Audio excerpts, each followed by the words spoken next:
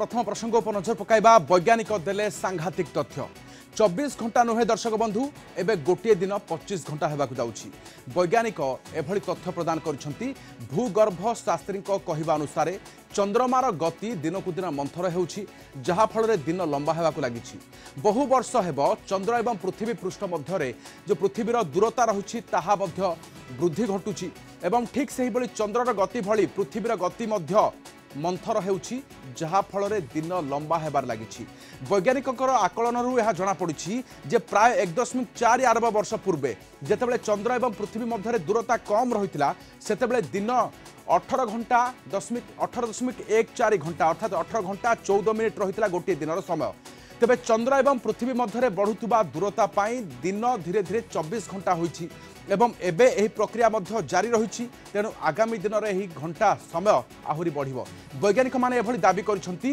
जे आसंता समय रे दिनटीए 24 घंटा बदल रे 25 घंटा हेबो तेबे वर्तमान एही परिवर्तन हेतु दिनर घंटा वृद्धि हेबा कथा जଣା पड़ुछि तेबे टॉम रो ज्योतिर्विज्ञानी ए क्षेत्र रे गवेषणा जारी रखिसंती एबे जानंतु जे केमिति गणा जाय बड़ कि छोट दिन पृथ्वी विषय में तथ्य पाइबाकू हेले एक स्वतंत्र प्रकार उपकरण को व्यवहार करा जाए यहाकू रिंग लेजर कहा जाए एवं यार कार्य हेउछि जे पृथ्वीर घूर्णनर ढांचा एवं गति को मापि पारिबो एवं यह एते सठिक भाव में काम करे जे पृथ्वीर गतिविधि को मध्य छोट एवं बड़ परिवर्तन को सहज चिन्हट करि पारि थाए एवं वैज्ञानिक माने कहिसंती जे कठिन एवं तरल जिनिस वस्तु भली पृथ्वीर घूर्णन बेग को मध्य प्रभावित करिबारे सक्षम अटंती एलिनो परि पाणीपाग संबंधी परिवर्तन गुड़िकर प्रभाव को मध्य बुझिबारे यह सहाय्य करता रिंग लेजर ज्योतिर्विज्ञानी माने दाबी करछंती जे एक दिन 24 घंटा आज नथिला जेतेबेले डायनोसर जुग रहितिला से समय यह रहितिला 23 घंटा एपरी भाव में पृथ्वी निजे घूरबार मंथर गति कारण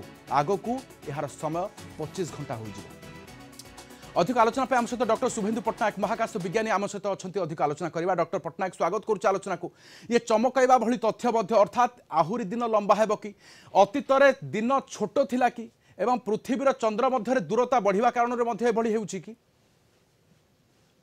देखंतु आमे जानिचे जे महाकाश रे जेते गुडी पिंड रहिछि प्रत्येक पिंड को आकर्षण करथांती तो ता फरे सेमानक भितर गोटे टाइडल लॉक होता जहाँ द्वारा कि सेमाने परस्पर उपरे प्रभाव पकईथांती से भलिया चंद्र जेहेतु पृथ्वीर पाखे रही सी पृथ्वीर गति उपरे मध्य किछिटा प्रभाव पकाउछि जहाँ आपण कहउतिले किछि वर्ष पूर्व किछि कहिले सेटा केते कोटी वर्ष पूर्वरु हमर जेतले चंद्र सृष्टि हेतला से समय रे पृथ्वीर दिनर लंबा 7 रु 8 घंटा मात्र थिला तापर धीरे धीरे समय क्रम में बढ़ी बढ़ी आसुछि जो कथा वैज्ञानिक माने एबे कहउचंती बा जो कथा हमें जानिचे स्पष्ट भाव रे सेटा पाखापाखि हमर जहाँ हिसाब वर्तन करा जाइछि 100 वर्ष रे मात्र 0.2 मिली सेकेंड हमर बढ़ुछि समय 2 मिली सेकेंड कहले गोटे सेकेंड रो 200 भाग रु 1 भाग तो 100 वर्ष रे मात्र एति समय बढ़िबो तो सेही जदि हमें हिसाब करिबा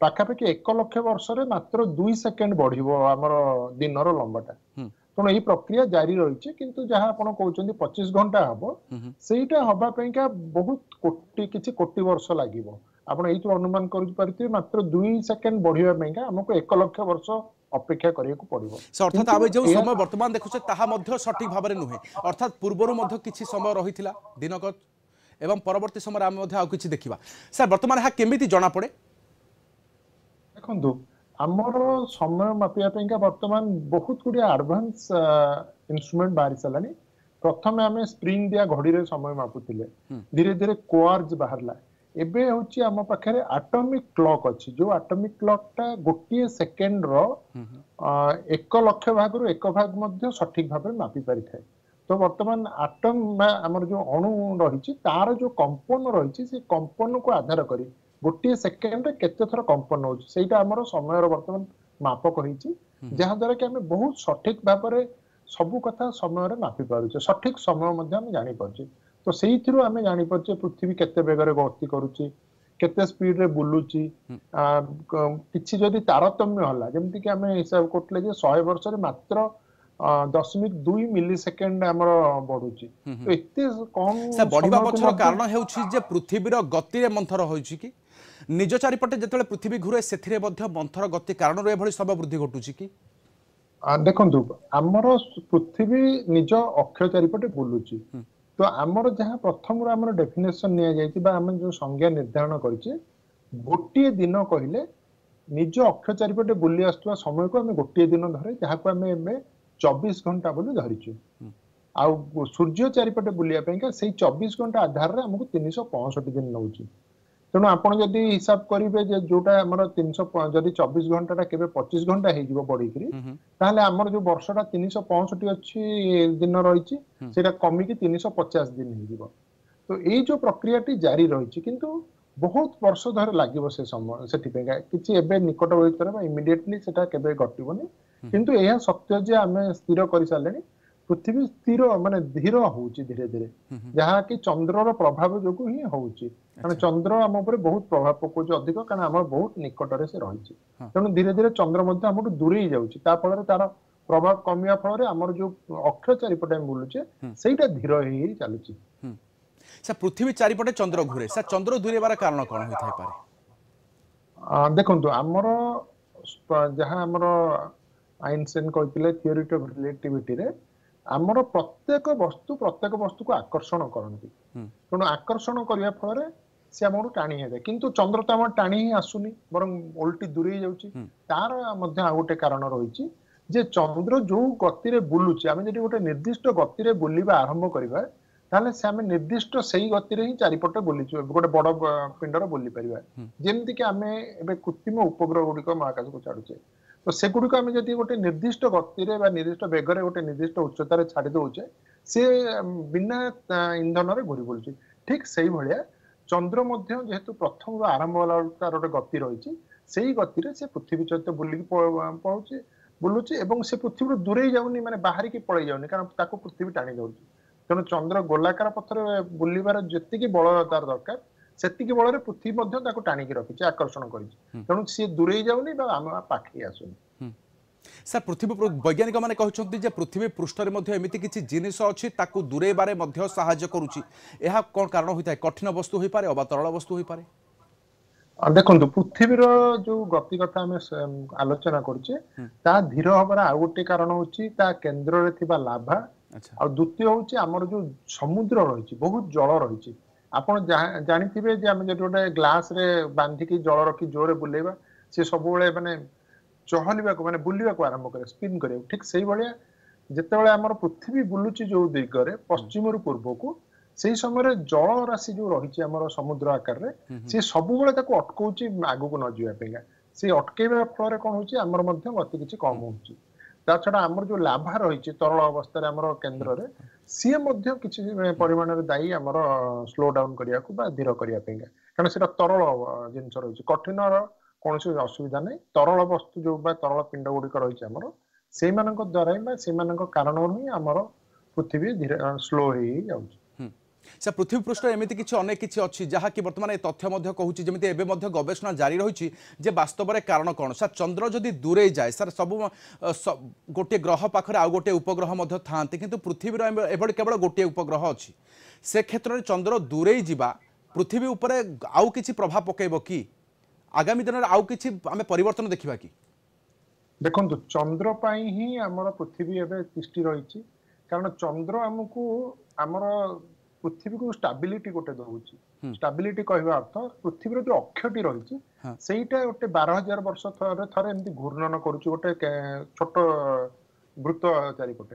ଚନ୍ଦ୍ର ଥିବା ହେତୁ ସେଟା 12,000 ବର୍ଷ ସମୟ ଲାଗୁଛି। କିନ୍ତୁ ଯଦି ଚନ୍ଦ୍ର ନଥାନ୍ତା ତାହେଲେ ସେଟା ବହୁତ ଜଲ୍ଦି ଜଲ୍ଦି ବୁଲୁଥାନ୍ତା। ଆଉ ଯାହା ଫଳରେ କଣ ହବ, ଆମର ଶୀତଳ ଯୁଗ ଆସେ। ପ୍ରତ୍ୟେକ 6,000 ବର୍ଷରେ ଥରେ ଗୋଟେ ଶୀତଳ ଯୁଗ ଆସିଯାଇଥାଏ, କାରଣ ଆମର ଅକ୍ଷଟି ଟିଲ୍ଟ ହେଇଯାଇଥାଏ ଆଉ ଗୋଟେ ଦିଗକୁ ବା ଢଳି ପଡିଥାଏ ଅଧିକ ପରିମାଣରେ। ସେଥିପାଇଁକା ଚନ୍ଦ୍ର ଆମକୁ ସେଇ ଷ୍ଟାବିଲିଟି ଦେଇଛି। ଆମେ ପୃଥିବୀରେ ଜୀବଜଗତ ରହିଛୁ। ଯଦି ଆମେ ଚନ୍ଦ୍ର ନଥାନ୍ତା ମନେକର ବା ହଠାତ୍ ପଳେଇଯିବ କୁଆଡେ, ତାହେଲେ ନିଶ୍ଚିନ୍ତ ଭାବରେ ଆମର ଖୁବ ଶୀଘ୍ର ଶୀତଳ ଯୁଗ ଆସିବ, ପୁଣି ଉତ୍ତାପ ହେବ, ପୁଣି ଶୀତଳ ଆସିବ। ତ ସେଇ ପ୍ରକ୍ରିୟାଟା ଯୋଗୁଁ ଆମର ଜୀବଜଗତ ରହିବା ମଧ୍ୟ କଷ୍ଟକର ହେଇଯିବ। ତେଣୁ ଚନ୍ଦ୍ର ନିଶ୍ଚିନ୍ତ ଭାବରେ ଆମ ପାଇଁ ବହୁତ ଦରକାର। କେବଳ ଯେ ଆଲୋକ ଆମକୁ ଦଉଛି ତା ନୁହେଁ, ଆମର ଗୋଟେ ଷ୍ଟାବିଲିଟି ଯୋଗାଇବା ପାଇଁକା ମଧ୍ୟ ପୃଥିବୀର ଦରକାର ପଡୁଛି ଚନ୍ଦ୍ରର। ସେ ଇଏ ପ୍ରକ୍ରିୟା କେବଳ ପୃଥିବୀ ଏବଂ ଚନ୍ଦ୍ର ମଧ୍ୟରେ ଯେଉଁ ଗ୍ରହ ଉପଗ୍ରହର ପ୍ରକ୍ରିୟା ରହିଥାଏ ନା ଅନ୍ୟ ସବୁ ଯେତେ ମହାଜଗତରେ ମହାକାଶରେ ଯେତେବେଳେ ଯେ ଗ୍ରହ ଅଛନ୍ତି ସେ ମଧ୍ୟରେ ମଧ୍ୟ ଏମିତି ପ୍ରକ୍ରିୟା ଚାଲିଥାଏ? ଦେଖନ୍ତୁ, ଆମର ଯୋଉ ପ୍ରଥମ ଦୁଇଟି ଗ୍ରହ ରହିଛି ସୂର୍ଯ୍ୟ ନିକଟରୁ ବୁଧ ଆଉ ଶୁକ୍ର ତାଙ୍କର କୌଣସି ଉପଗ୍ରହ ନାହିଁ। ଆଉ ପୃଥିବୀ ରହୁଛି ଚନ୍ଦ୍ର ଏକମାତ୍ର ଗ୍ରହ ଯାହାର ଆକାର ହଉଛି ପୃଥିବୀ ତୁଳନାରେ 6 ଭାଗରୁ 1 ଭାଗ ବୋଲି ଆମେ କହିପାରିବା।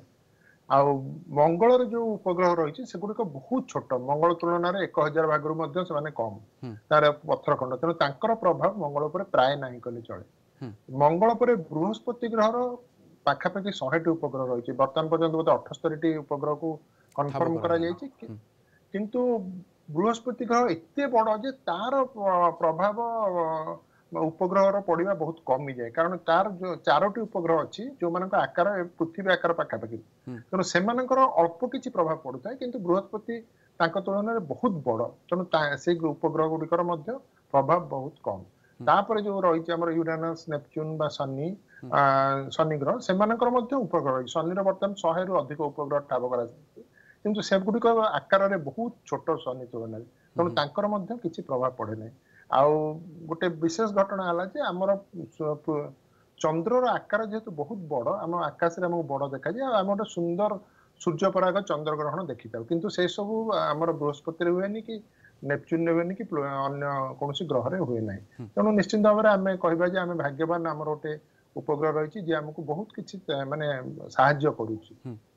কিন্তু বর্তমান ইয়ে তথ্য মধ্যে কହୁଛି যে বর্তমান পৃথিবী এবং চন্দ্র মধ্যে যে দূরতা মধ্যে বঢ়ুଛି এবং ধীরে ধীরে মন্থর গতিরে ঘূর্ণয়মান হইতিবারু আগুকু সময় মধ্যে বঢ়ি পারে, কিন্তু অনেক সময় আপন যেমিতি আলোচনা কলে স্যার অনেক সময় লাগিপারে, অনেক কোটি বর্ষ লাগিপারে, ইয়ে 24 ରୁ 25 ঘণ্টা হওয়া পর্যন্ত, কিন্তু অতীতরে মধ্যে সেই চিত্র রহিলা যা কি 7-8 ঘণ্টার মধ্যে আরম্ভ হইতিবা আপন সূচনা দেলে। এহা সহিত মধ্যে ডাইনোসর যুগ আমি মধ্যে দেখিছু, আমি সে সম্পর্কে মধ্যে যে তথ্য নেইছু সে সম্পর্কে মধ্যে 23 ঘণ্টা রহিলা গোটিয়ে দিনর সময়, যাহা বর্তমান আছে 24 ঘণ্টা। বহুত বহুত ধন্যবাদ আম সহিত রহিবার আলোচনার। ডক্টর শুভেন্দু পট্টনায়ক মহাকাশ বিজ্ঞানী অধিক আলোচনা করলে।